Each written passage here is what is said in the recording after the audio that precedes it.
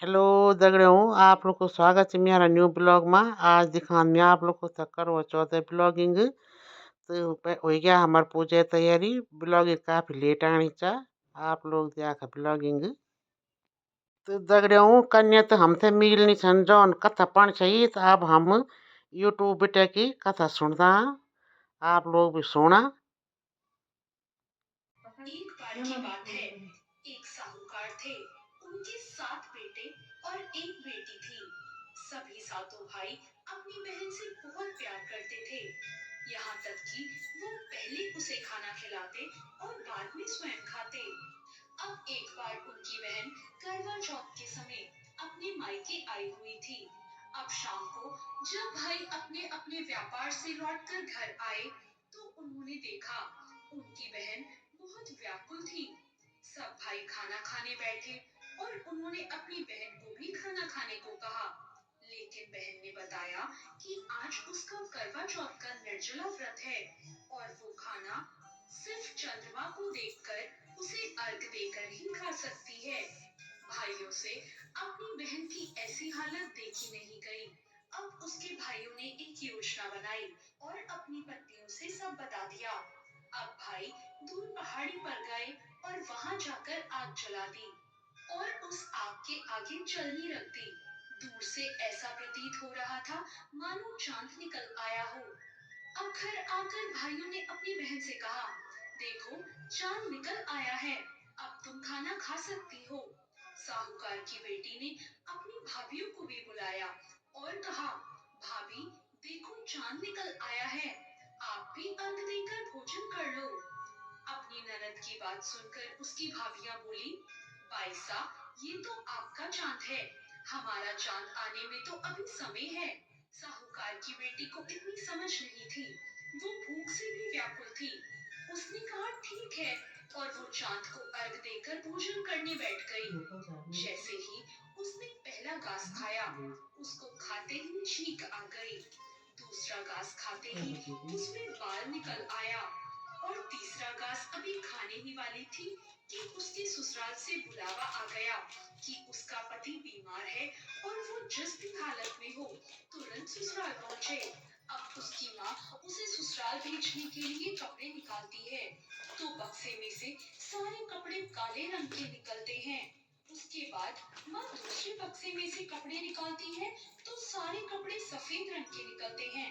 जब बेटी ये देखती है तो कहती है, माँ तुम रहने दो, मैं ऐसे ही चली जाती हूँ, देर हो रही है।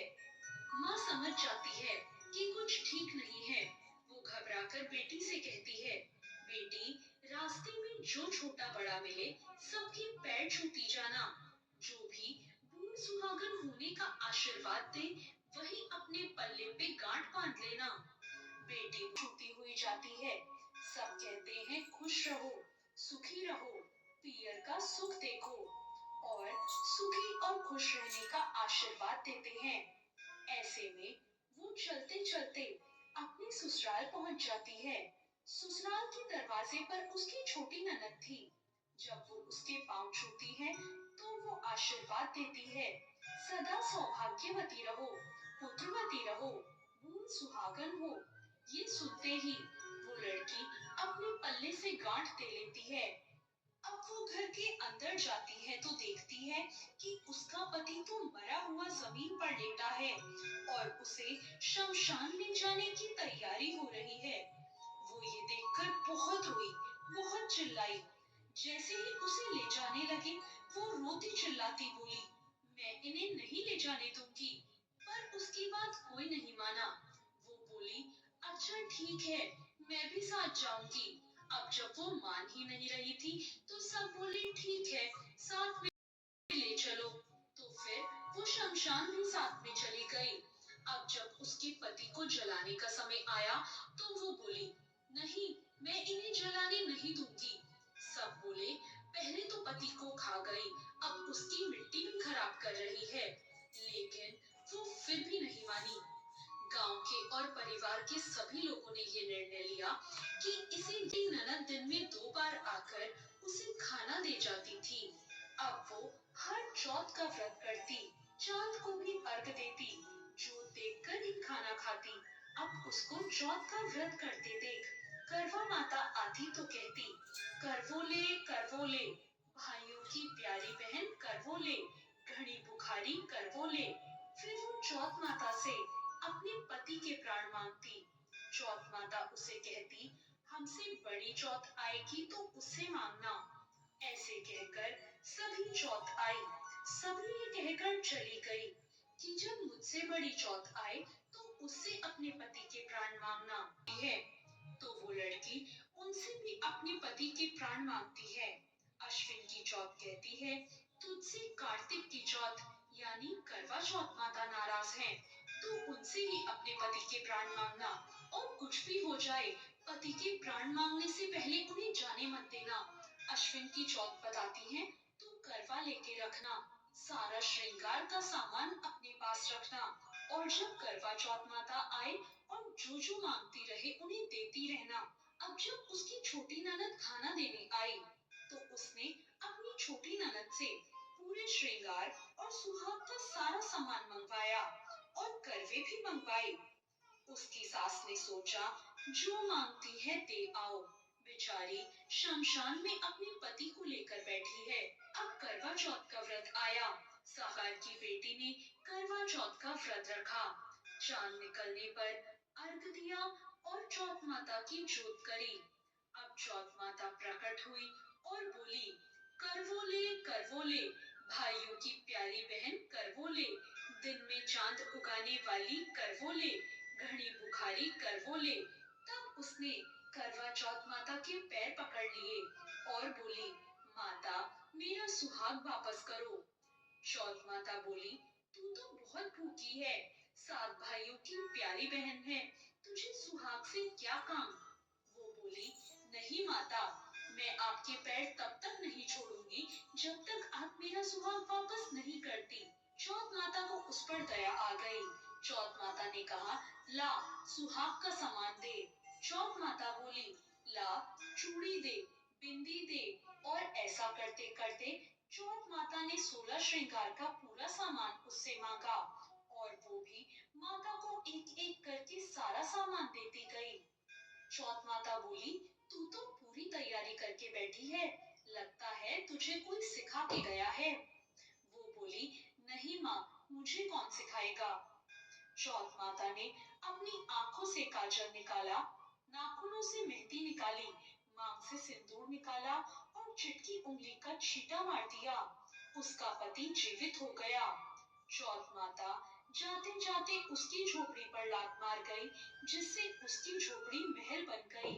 अब जब छोटी ननद खाना लेकर आई, तो उसने देखा भाभी की झोपड़ी की जगह तो महल खड़ा है। अब ननद को झोपड़ी मिल ही नहीं रही थी, पर उसने ननद को देख लिया और वो दौड़ी दौड़ी अपनी ननद के पास आई और बोली, देखो माइसा, आपका भाई वापस आ गया।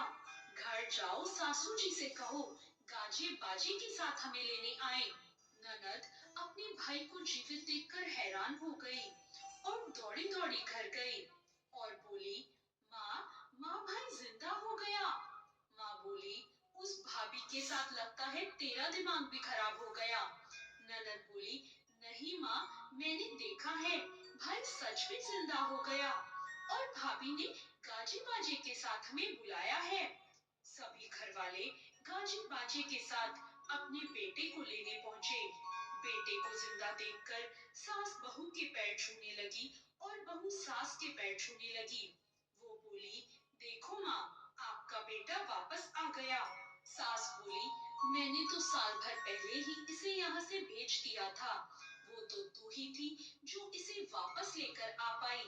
हे चौथ माता, जैसे साहूकार की बेटी के साथ पहले किया, वैसे किसी के साथ मत करना, और जैसे बाद में उसे सुहाग दिया, वैसे सबको देना। आप सभी पर चौथ माता की कृपा इसी तरह बनी रहे। जय चौथ माता। तो ये थी करवा चौथ की कथा। तो दगड़ियों कथा तो आप लोगों ने सुना ली। अब करदा हम आरती, और पहले हम गणेश जी की आरती करी, और अब हम ओम जय जगदीश आरती करदा। आप लोग भी सुना हमारा आरती। जय जगदीश हरे, जो ध्यावे फल पावे, दुख बिन से मन का, स्वामी दुख बिन से मन का।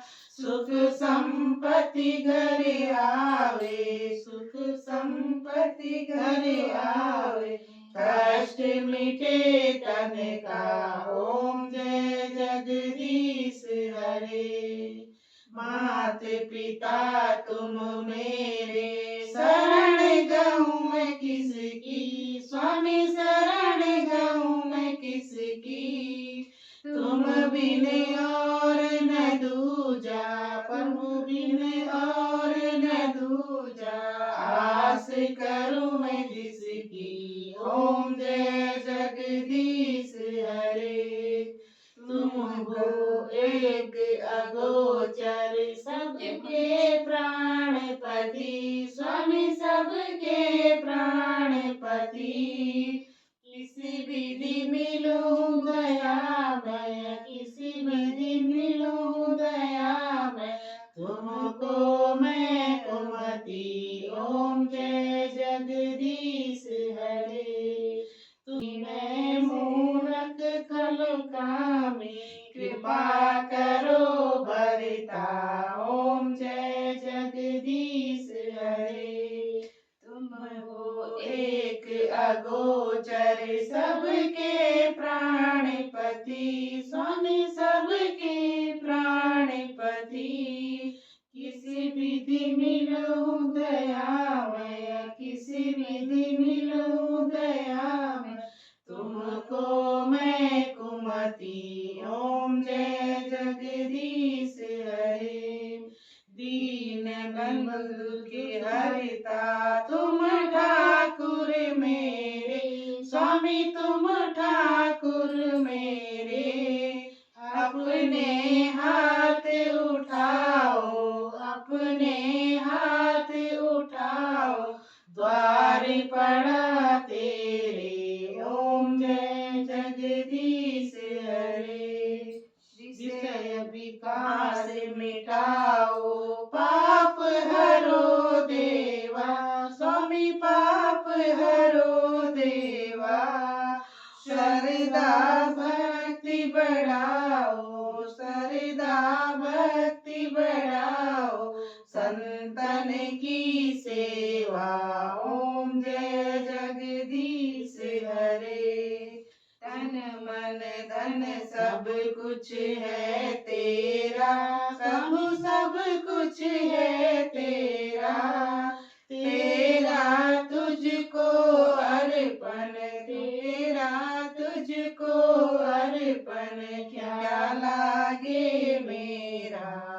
तो दगड़ियों आरती का बाद अब हम लोग करवा घुमाना चाह करवा एक थाली घुमाना चाह, तो आप लोग कमेंट में बताइए कि हमन कन कार्य पूजा और पहल के कन छो हमसे भी इसका पता नहीं च, लेकिन जब हम जानता चाहता हमन अपने हिसाब से कारी थाली भारी हुई छन था तुम नहीं छा पकड़ सकना हम, तो हम जमीन में घुमाना चाहूँ करवा थाली थई। तो जो यो करवा थाली छन तो जय बेटा घुमाई चो थाली, जब तक एक थाली वे मन आयल तब तक थाली घुमानो राण यानी सीखो छ हमारो। तो आप लोग जरूर बताइए कमेंट में कि हमन सही कार्य पूजा कि नहीं कार्य। तो अब 4 बजे पूजा हो गया, आप शाम को पूजा बतौला आप लोग को तो सब जान बढ़ गिना पड़ा घर।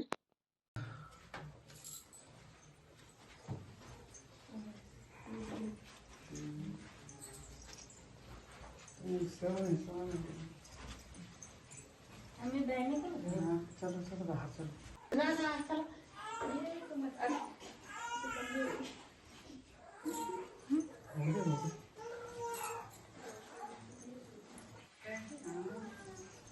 अन्य लोग भी जाऊंगी।